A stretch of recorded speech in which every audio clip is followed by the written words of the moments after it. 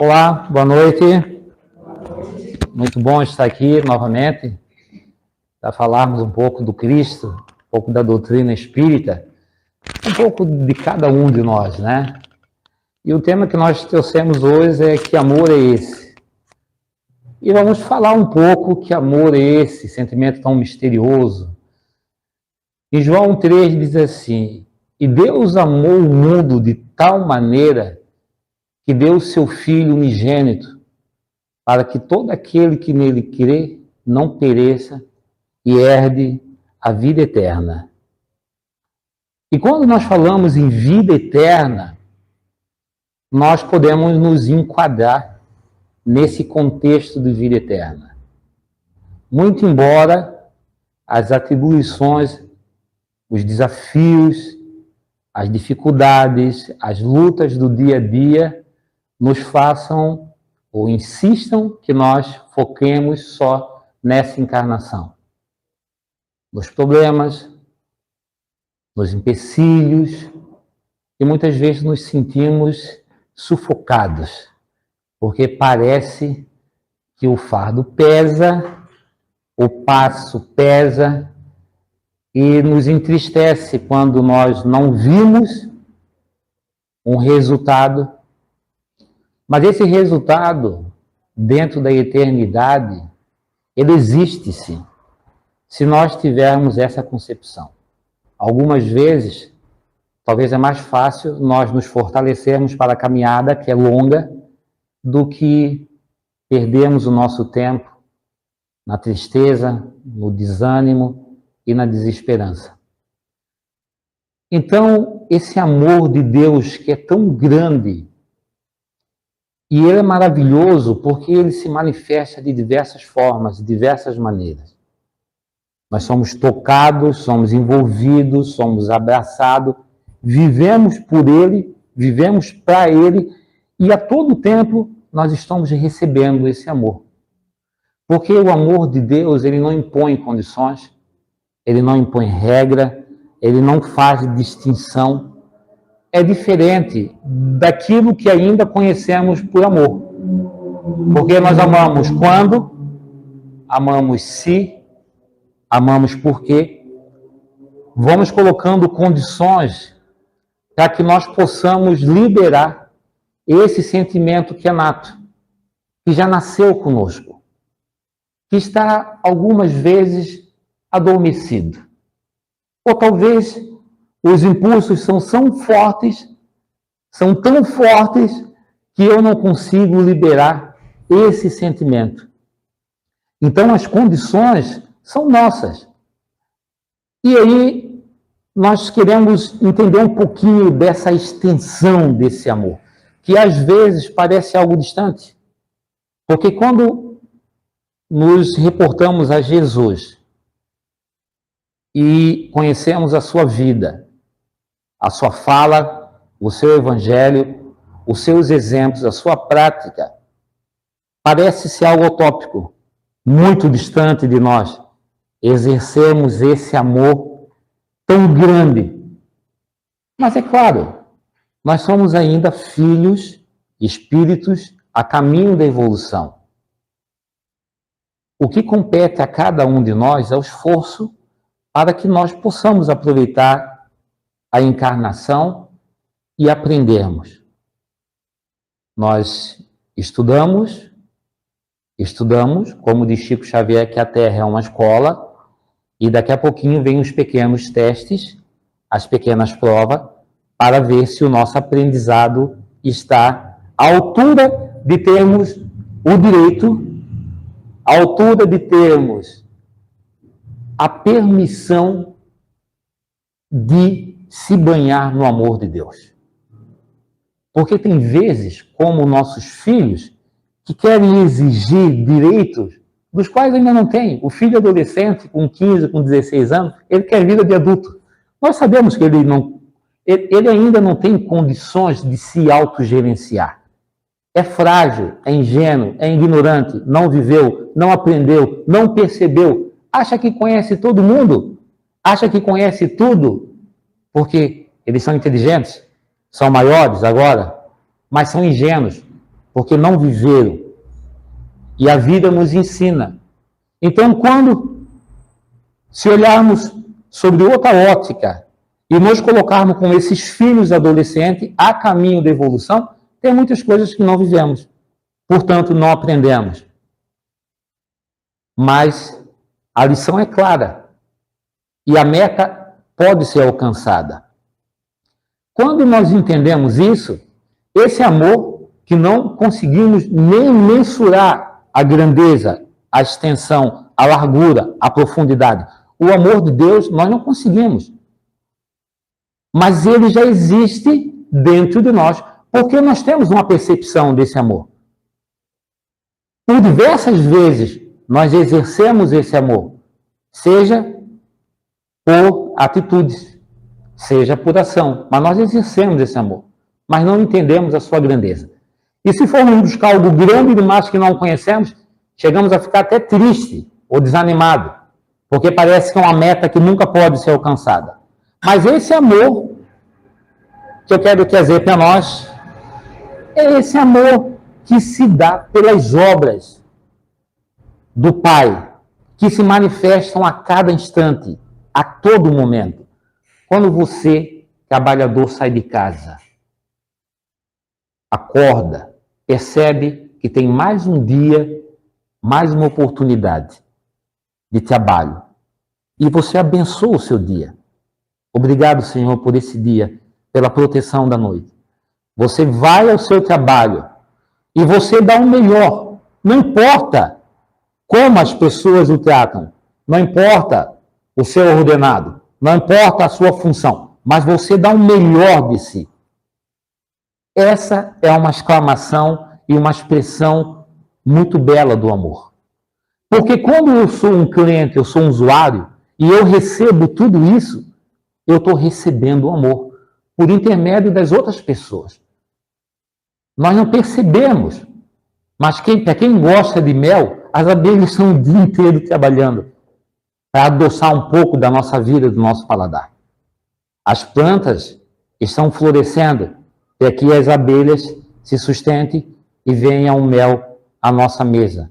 Então, se olharmos a natureza, se olharmos ao redor, nós vivemos isso.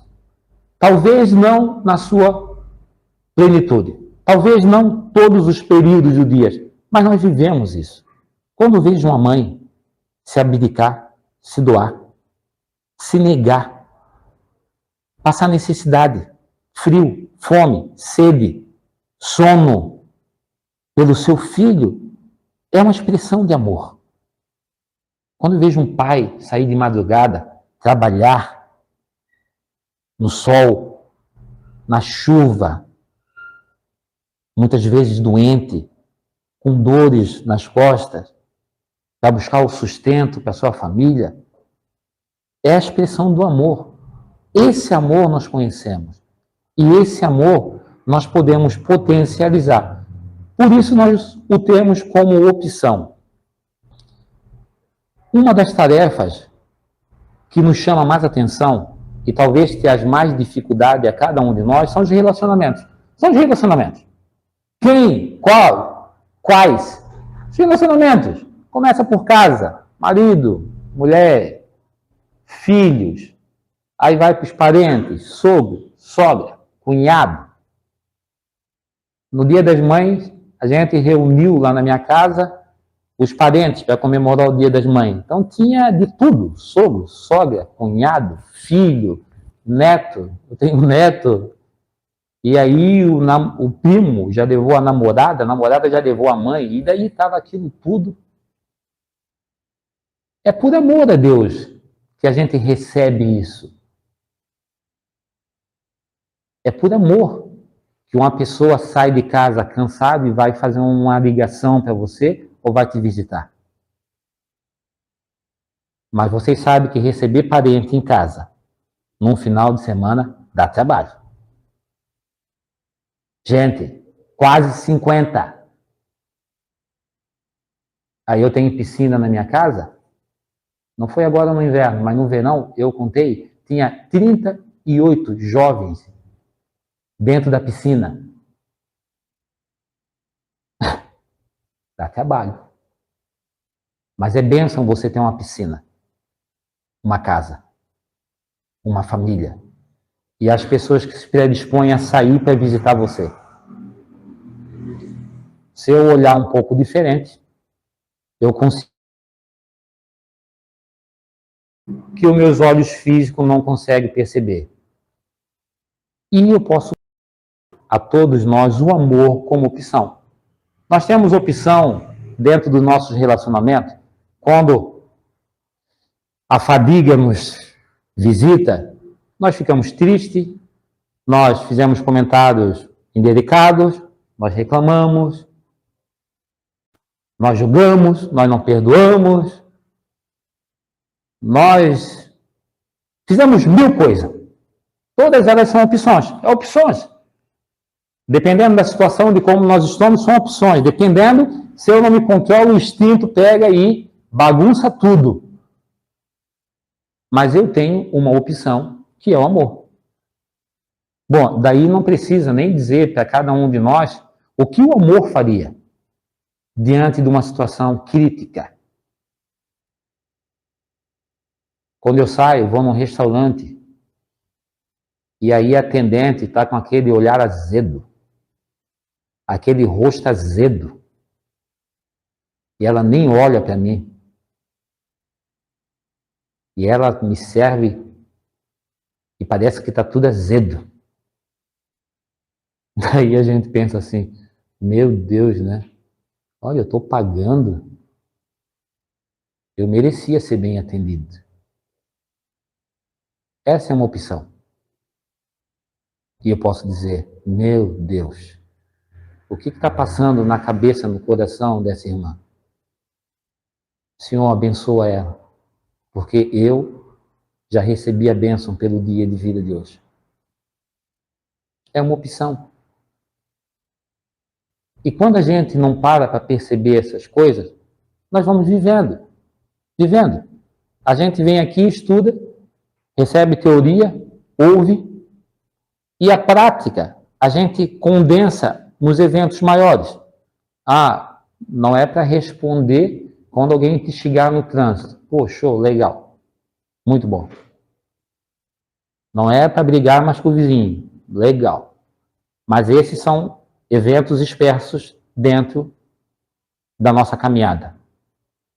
O dia a dia, minuto a minuto, segundo a segundo, pensamento, às vezes comigo mesmo, você acorda já mal-humorado, daí você olha no espelho e você diz, meu Deus, gente, como está meu cabelo hoje?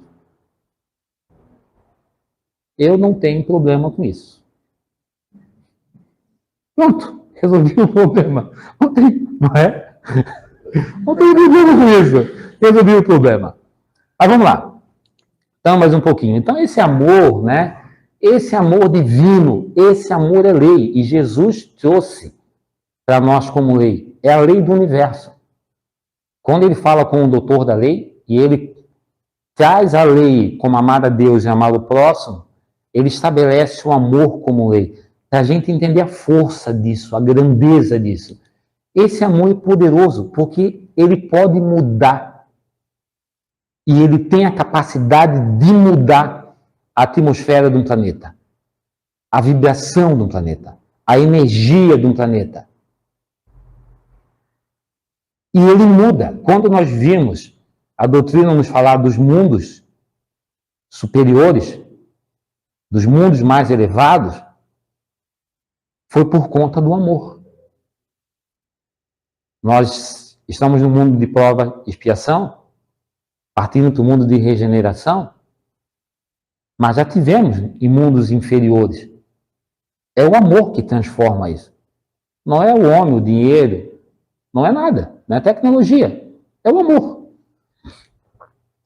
É o sentimento nobre, mais puro. Então, tipo assim, se isso é alimento, e é alimento para a alma, quanto mais eu utilizá-lo, quanto mais eu senti-lo, quanto mais eu deixar fluir, melhor eu vou estar alimentado. E o amor é bom, né? É bom.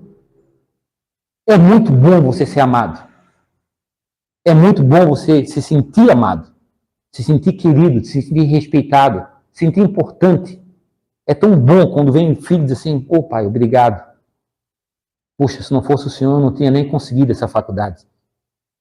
É muito bom você poder pegar e retribuir para os seus pais, por exemplo, toda a gratidão de todo esforço. É um presente. É tão bom receber presente.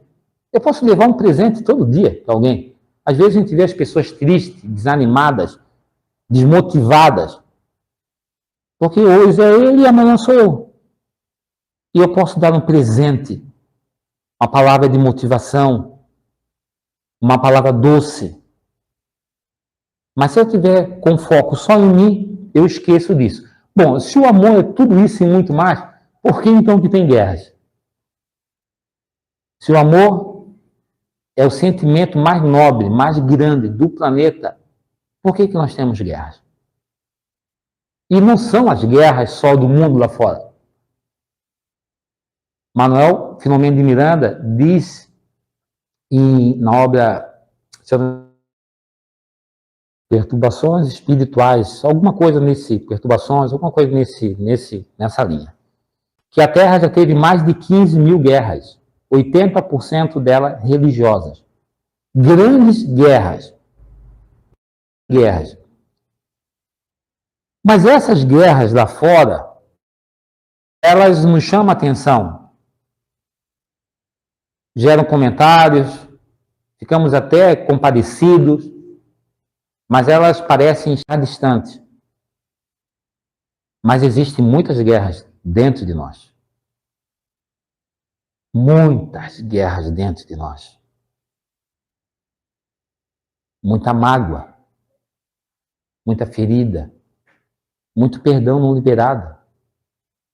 Nós dormimos na mesma cama e não perdoamos. As feridas não saram, porque nós grudamos nelas. Nós temos medo de viver sem elas. As famílias se degradeiam internamente por muito pouco. Nós perseguimos, às vezes, o irmão do trabalho. Nós amaldiçoamos o político. Nós criticamos o guarda. São guerras. Você não precisa de uma arma de fogo, de uma espada e de uma lança para ferir ninguém. O nosso pensamento é tão potente, tão possante, que viaja numa velocidade de 3.000 quilômetros por segundo. E o Dr. Raul Teixeira compara com sendo o pensamento mais forte do que armas nucleares, do que as forças nucleares. Então você quer machucar uma pessoa, você lança uma lança em forma de pensamento. Eu amaldiçoo o seu dia hoje. Tomara que você se ferre. E essas coisas, se nós não vigiamos, nós liberamos. Se nós não cuidamos, nós ferimos. Quem é ferido? Quem empunhou a arma? Então, Divaldo vai contar uma história, que eu vou utilizá-la como pano de fundo da nossa fala de hoje. E ele vai falar das guerras, e por volta de 1914 a 1918, nós tivemos, 1914, 1917, nós tivemos a Primeira Grande Guerra Mundial. Mas, junto a essa guerra, existiram outras pequenas guerras. Em 1915, a 1918, existiu a guerra entre os turcos e os armênios. E foi um verdadeiro genocídio. Mais de 1.500.000 armênios foram brutalmente assassinados. E ele vai contar um episódio de que, no auge da guerra entre os turcos e os armênios, entra um grupo de soldados num vilarejo, um general à sua frente, adentro numa casa, encontra pai, mãe e duas filhas, uma de 12 e 15 anos, almoçando. Sem falar nada, o general atira no pai, na mãe, tirando a vida dos dois na hora. Atira a filha de 12 anos para os soldados, que a matam de tanto abuso. Levam a outra filha de 15 anos, o general, para trabalhar no seu prostíbulo. Mais ou menos depois de quase 2 anos, essa jovem consegue fugir. A guerra termina, a Armênia está destroçada, e essa jovem armênia, vai estudar na Turquia, onde se forma enfermeira.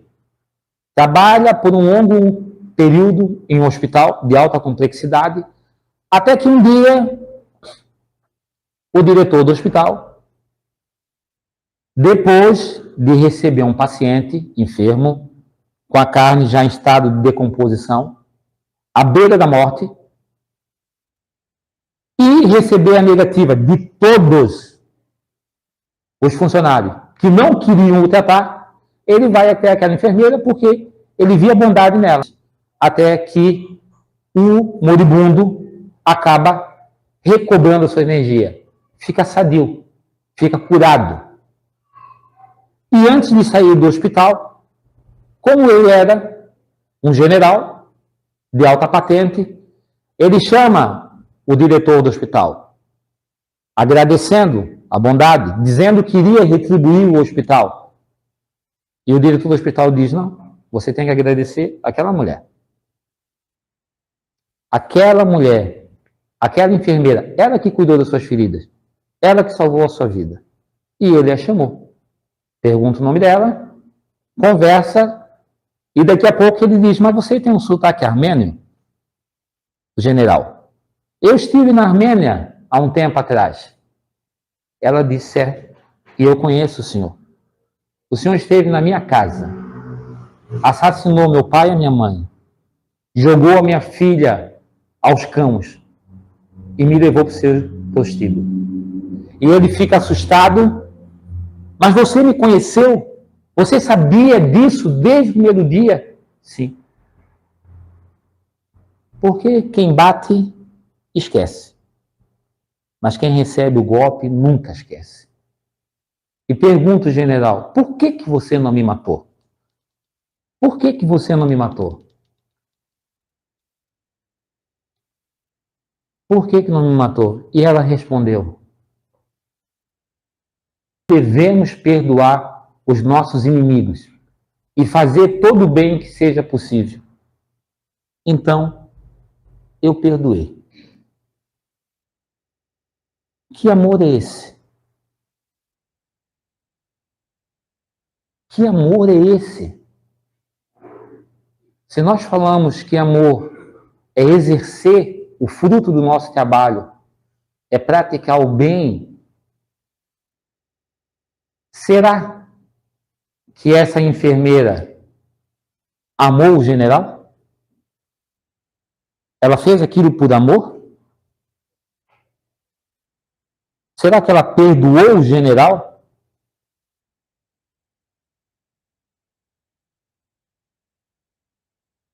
Ela só fez o que... Eu não preciso perdoar as pessoas ou perdoar totalmente as pessoas para praticar o bem. Porque eu me corrompo quando eu não pratico o bem. Porque tem alguns que dizem assim, ó, você fez isso comigo? Agora, se ferra. Por que eu vou me corromper? Esse amor de sentimento que o Cristo nos ensina é a meta. Enquanto e ainda estamos impossibilitados de senti-lo na plenitude, sentimos pela esposa, pelo marido, pelo filho, pelo pai, pela mãe. Às vezes, Porque às vezes... Mas não precisamos sentir esse para fazer a coisa certa. Então, que amor é esse? É o amor da boa ação. É o amor daquele que quer acertar. Daquele que não quer mais errar. Se nós viemos aqui num processo reencarnatório para aprender, para resgatar, para refazer as tarefas, é o passo à frente. Toda vez que você se nega em fazer o bem, você dá um passo atrás. Porque você continua sendo quem era ontem. Toda vez que você se esforça e dá um passo à frente, você sai do lugar que estava. Agora, vamos olhar sobre a ótica da doutrina espírita. Essa enfermeira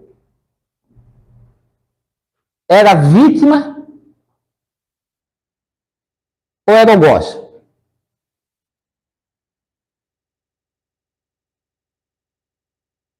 Isso foi um encontro novo ou foi um reencontro?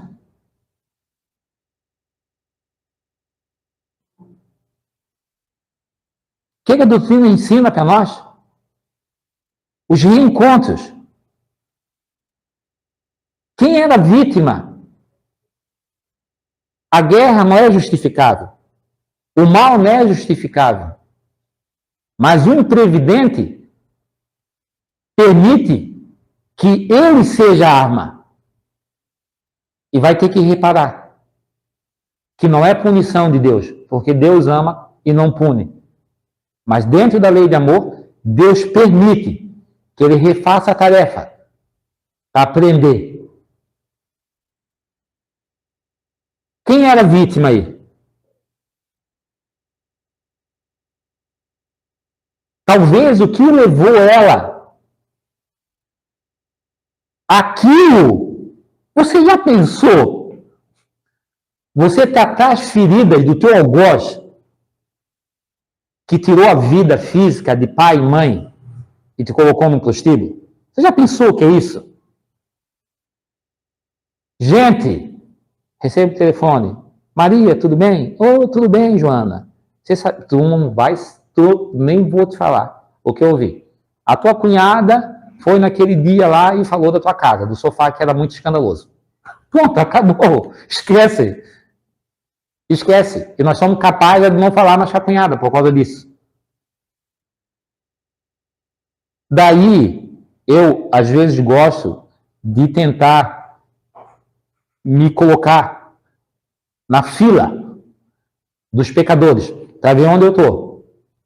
Porque essas coisas mostram que posição na fila que nós somos. Pela mesquinhez que nós não conseguimos relevar e perdoar as coisas básicas.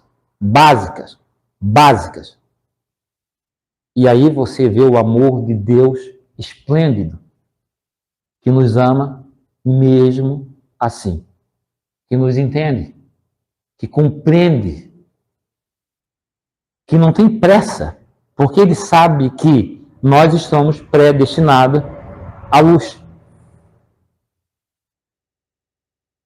que não força, não julga, porque nós achamos que por nós termos uma boa casa, um bom trabalho, um bom carro, não faltar alimento, nós achamos que isso é só por conta do nosso mérito.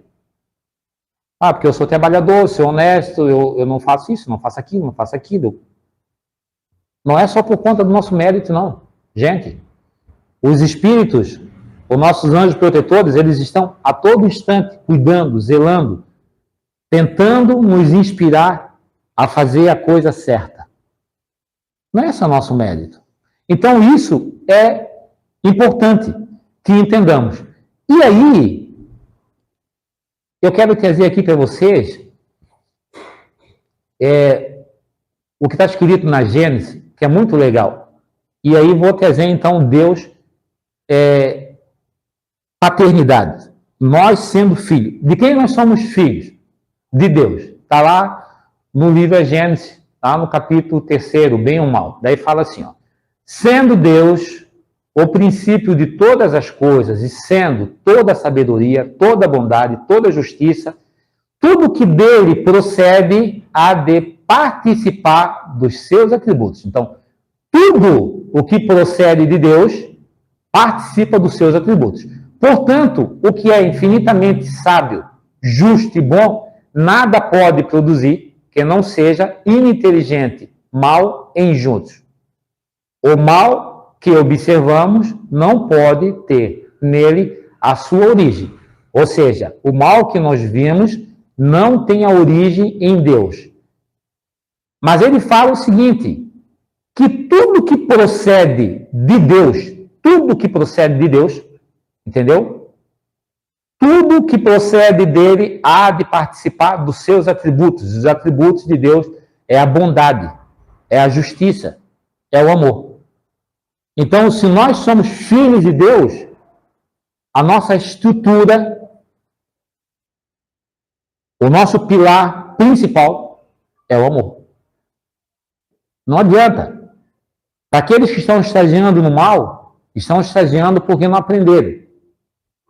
Mas ele nasceu do amor. Ele nasceu de Deus. E isso só já bastaria. Então, quando nós olhamos ao redor, e nós às vezes nos assustamos, e nós somos defrontados aos nossos relacionamentos, você está vendo no outro lado o quê? O Filho de Deus. Seu irmão em Cristo é filho de Deus. A semente é boa. Cada um precisa cultivar, cuidar, regar, proteger. Mas é filho de Deus. Só por ser filho de Deus, já mereceria o nosso olhar compassivo. Só por isso. Então, que amor é esse que contagia e já conquistou tantos corações, que faz tantas pessoas se curvarem e apaixonarem, que não guarda rancor e perdoa o pecador? Que recebemos, que amor é esse, com abundância e quase sempre entregamos em migalhas, parcela de migalhas, que não tem interesse e não quer nada em troca. Que amor é esse? Que só quer que aprendemos a amar. Que amor é esse que fez o santo ser crucificado? E o santo foi crucificado pelo crime. Qual foi o crime? Amar a humanidade. Amar a humanidade. Então, nós podemos dizer que nós podemos decidir começar a amar. Mas, e eu ficaria muito feliz, chegando ao término do dia, e ver por quantas vezes eu dispensei amor. E aí eu me sinto como um aluno no primário, que está fazendo a tarefa, que está se esforçando para fazer a tarefa, para depois poder cursar algo maior, né?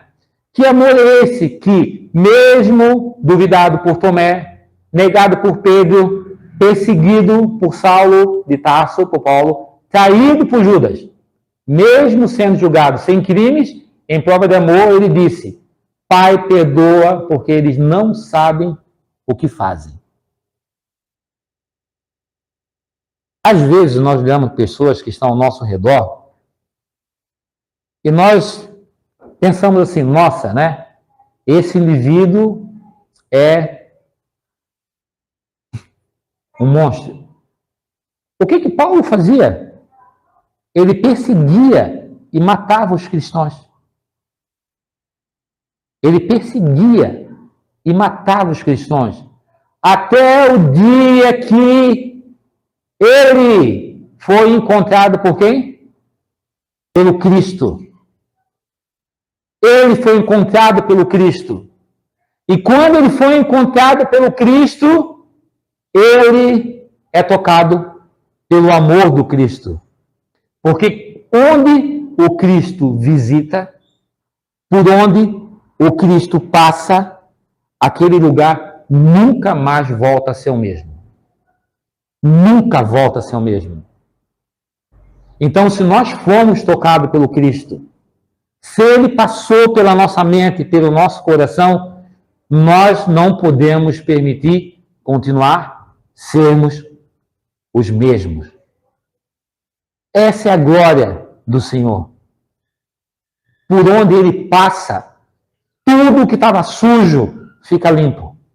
Porque antes do Cristo, a glória era dada para quem tinha, para quem era o herói. E o herói era quem matava, era quem oprimia. O herói era o poderoso. Aquele que era venerado era aquele que era mais forte, o mais belo, o que usava joias. Mas quando Cristo vem e derruba isso, e inverte esse processo, e por isso ele foi crucificado, o herói é quem cede. A nobreza está em você recuar. Você ser humilde, pedir perdão, arrepender-se, fazer o bem, compreender. O herói é quem percebe a luta interna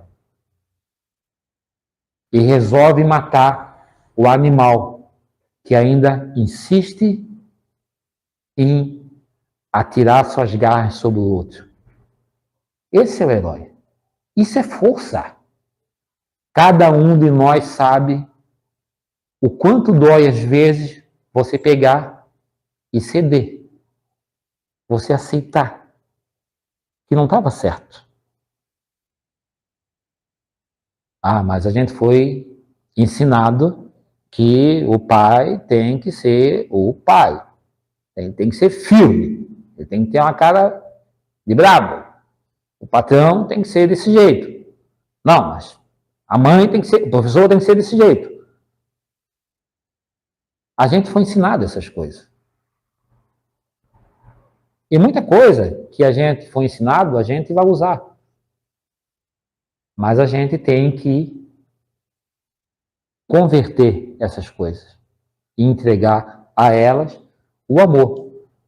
O senhor Allan Kardec vai dizer que o amor, conforme entendia Jesus, e a caridade são da lei de justiça e são complementos da lei de Jesus. E aí, quando nós vamos entender caridade, que seria esse amor em ação, nós vamos ter o quê? O Livro dos Espíritos nos traz, na mesma questão, que a caridade é a benevolência, que seria a boa vontade de praticar o bem, a indulgência, que é a clemência e misericórdia da imperfeição dos outros, e é o perdão, que é desculpar as ofensas.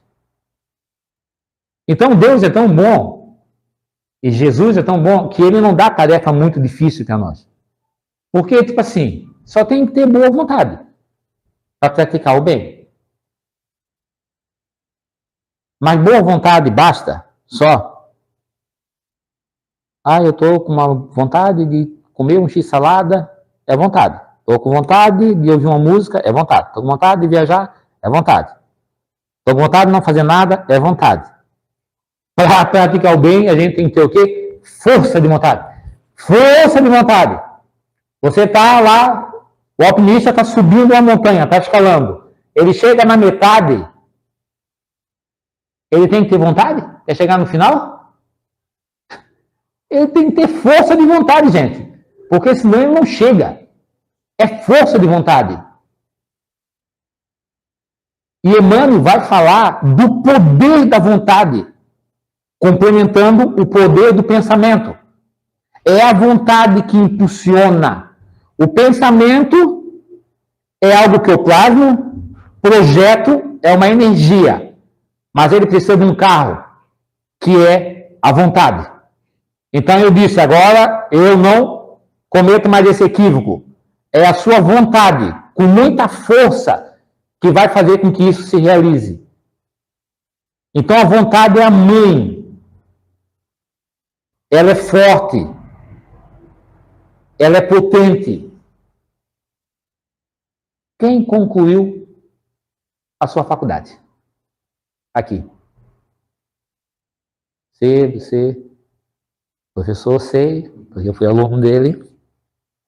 Acho que não fui aluno, né, professor? Não sei se eu cheguei.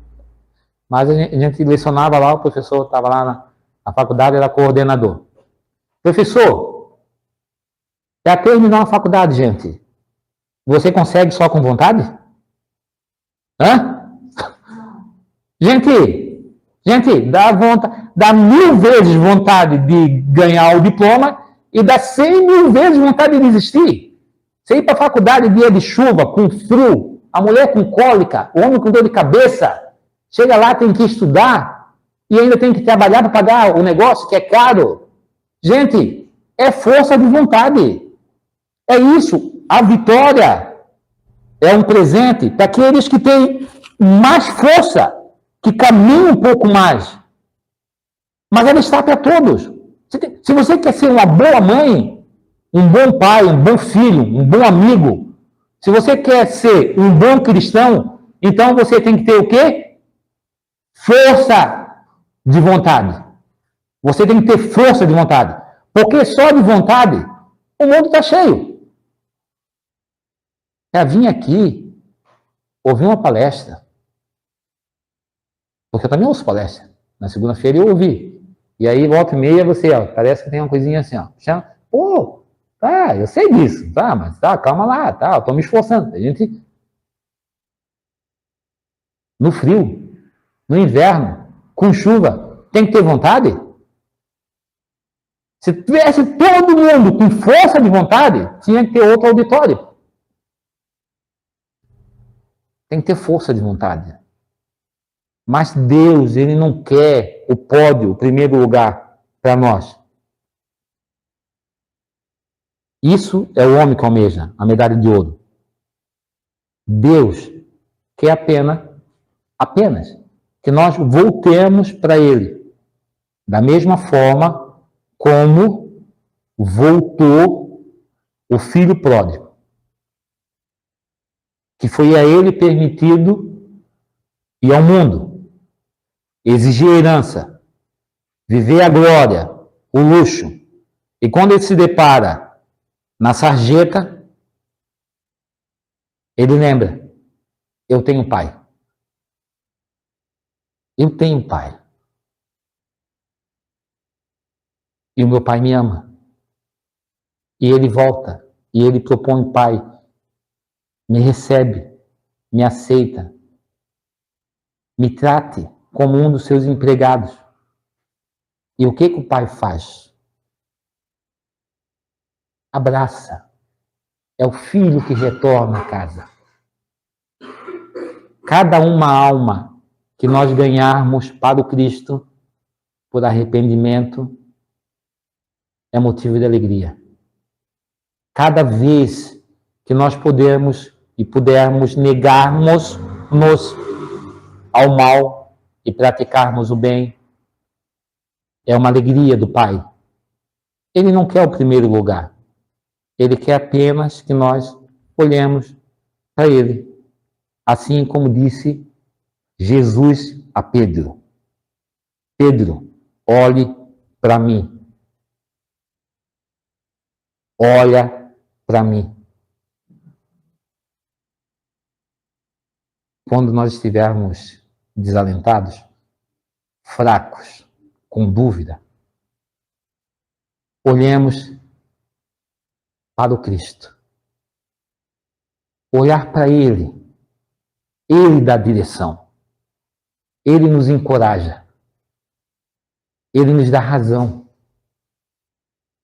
Ele, com toda a sua luz e toda a sua grandeza, é capaz de nos levantar. Porque Ele perdoa. Ele ama. Ele recebe. Ele pode nos levantar. Para que nós possamos, irmãos, fazer com que os nossos dias não recebam só a luz do sol, mas recebam a nossa luz. Para que nós possamos fazer com que, por onde nós passarmos, nós possamos imitar Cristo. Por onde você passou, aquele lugar não volta mais a ser o mesmo. Porque aquele homem era tão bom, tão sereno, tão sábio, tão piedoso, tão paciente, que aquele lugar foi mudado por ele, por mim, por você. Que esse amor não seja um amor de um ponto de interrogação, mas esteja claro para cada um de nós. Para que nós possamos, ao término do nosso dia, da nossa semana, do nosso mês e da nossa jornada, nos sentirmos felizes. Recuamos, caímos, reclamamos, mas não desistimos. Chegamos, combatemos o bom combate. Lutamos, não nos entregamos. Então, se você está cansado, se você está triste, se você está sobrecarregado, se você está desanimado, se você está desmotivado, vinde a mim, todos vós que estáis cansados e sobrecarregados, porque eu os aliviarei. Tomai sobre vós o meu jugo e aprendei comigo, que sou manso e humilde de coração. Porque o meu fardo é leve e o meu jugo é suave. Que o Senhor nos guarde, nos proteja, nos leve para o nosso larzinho, para o nosso ninho, para que a gente tenha força. E amanhã é o dia do teste. Hoje foi a aula. Deus abençoe, queridos.